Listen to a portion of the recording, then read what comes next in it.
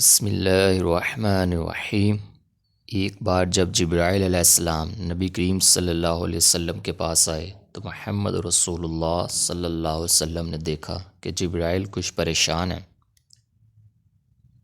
آپ نے فرمایا، جبرائیل کیا معاملہ ہے کہ آج میں آپ کو غمزدہ دیکھ رہا ہوں؟ جبرائیل نے عرض کیا، اے محبوب کل جہاں، آج میں اللہ پاک کے حکم سے جہنم کا نظارہ کر کے آیا ہوں اور اس کو دیکھنے سے مجھ پر یہ غم کا اثر نمودار ہوا ہے۔ حضور نے فرمایا، مجھے بھی جہنم کے حالات بتاؤ۔ جبرائیل نے عرض کیا کہ جہنم کے کل 7 درجے ہیں۔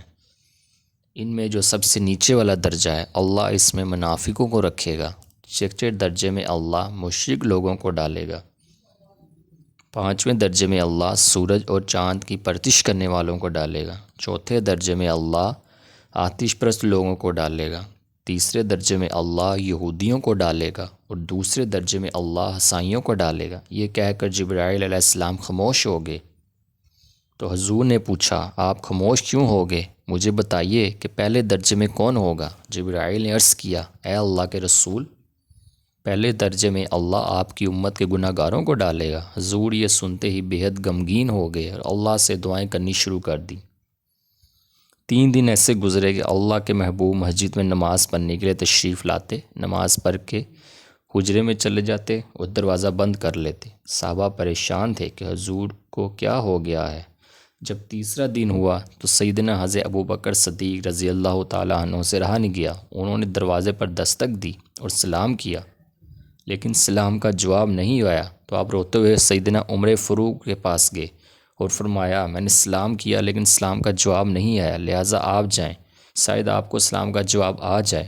حضرت عمر فاروق گئے، ان کو بھی سلام کا جواب نہیں آیا تو انہوں نے حضرت سلمان فارسی کو بھیجا، مگر حضرت سلمان فارسی کو بھی سلام کا جواب نہیں آیا۔ حضرت سلمان فارسی نے حضرت علی کو کہا۔ حضرت علی نے حضرت فاطمہ کو سب احوال بتایا تو حضرت فاطمہ گئیں اور کہا، ابا جان السلام علیکم۔ بیٹی کی آواز سن کر محبوب کائنات اٹھے، دروازہ کھولا اور سلام کا جواب دیا۔ ابا جان، آپ پر کیا کیفیت طاری ہو گئی ہے؟